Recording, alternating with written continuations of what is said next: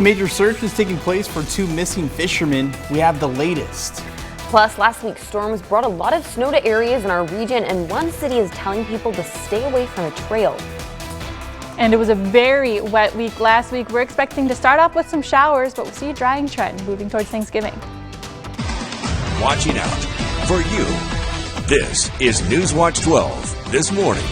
Good morning. The time is 6 a.m. on Monday, November 25th. Welcome to NewsWatch 12 this morning. I'm Damon Alvarado. And I'm Brinkley Hill. We first want to check in with Stormwatch 12 meteorologist Sarah Kress this morning to see what our conditions are looking like as people head out the door. Yeah, as you're getting ready to head out the door this morning, definitely going to need to grab an umbrella.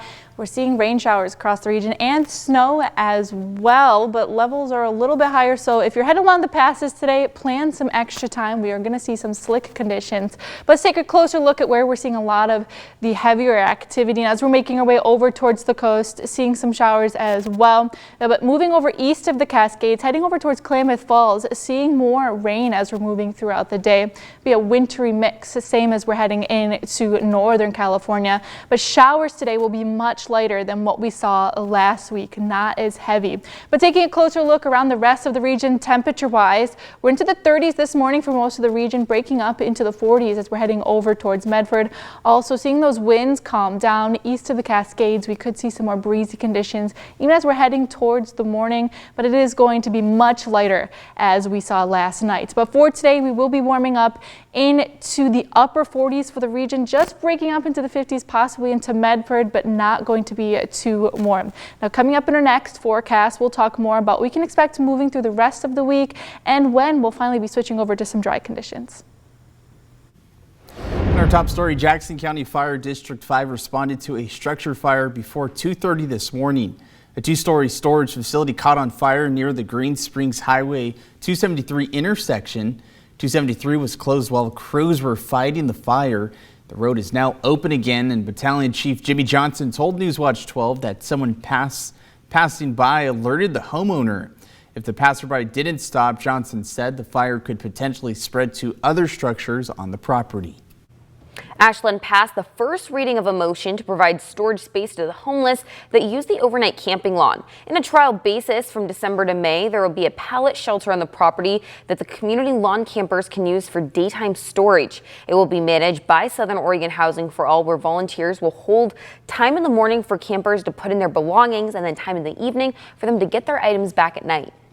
Also wanted to say thank you to the volunteers who have brought this forward. The conversations that we have had, I think, have been really helpful for me to understand what is happening and how we might continue to work together to make it better.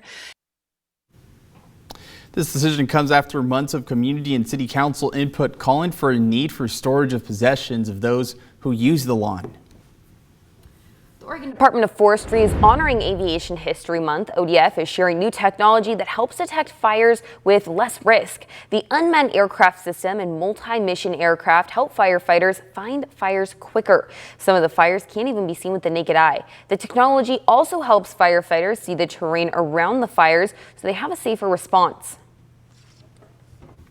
The Firebrand Resiliency Collective recently hosted a training in assessing structures in wildfire-prone areas.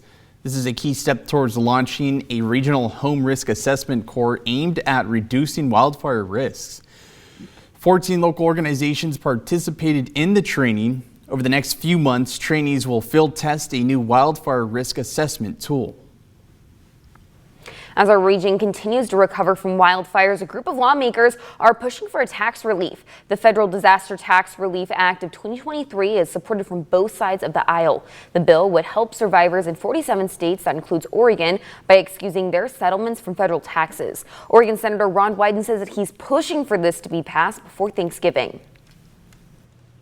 This fall, college enrollment in Oregon is staying steady. The Oregon Alliance of Independent Colleges and Universities says that despite the challenges with FAFSA over the last year, there's only been a 1% decrease from last year. The Alliance saw over 23,000 enrollments across its 11 members. The president of the Alliance saying that during the financial aid challenges, colleges and universities adapted quickly, showing remarkable perseverance and commitment to student success. Wilder said that went on saying Alliance will remain focused on advancing their collective mission to prioritize students' experiences. A major search is taking place in Northern California for 2 missing fishermen swept away in the American River. This happened Saturday evening. Authorities say 3 men were fishing in the area. 2 men in their 20s got into the water, and the powerful waves swept one of them away. The second man tried to help his friend, but also was pulled in by the current. And now they're currently searching from Point Last Seen from the shoreline to River's Edge. We also have a combination of our Placer County Sheriff dive team and also technical rescue team from CAL FIRE. They're doing joint efforts when it comes to searching the river, again from shoreline and any waterways. First responders searched the area, but they haven't been able to find the men. Authorities say that more than a dozen people are now involved in the search. A small plane was forced to make an emergency landing on Eastern Oregon Road after experiencing a mechanical issue. The pilot ran into trouble at 21,000 feet as he was flying from Seattle to Texas. He landed his plane on a road, examined it to see if there was any damage, and then took off and landed a short time later at Union County Airport. An investigation is underway to determine what caused the mechanical issue. With the recent winter storm, the Bear Trail in Weed is now closed. The College of the Siskiyous announced the closure this morning, saying that the trail is not safe because there's fallen trees and hanging branches blocking the trail. Closure signs are posted and crews are working to get the trail cleared as the weather conditions allow. A fire at the Sunset Motel in Medford is being investigated this morning. The fire was reported around 7:30 Sunday morning. Crews were able to knock down the fire in 15 minutes, keeping the damages contained to the unit. Medford Fire says this is showing how effective their new 4-person fire model company is. No injuries were reported, but 1 person and their pet are now displaced. And for all you ice skaters, it's not time to get your skates out just yet. The Ashland Rotary Centennial Ice Rink, which was set to open this weekend, has been delayed due to unsafe ice conditions. Staff are still working to build the ice surface, and it's not yet ready for skating. They're hopeful to open soon if conditions improve.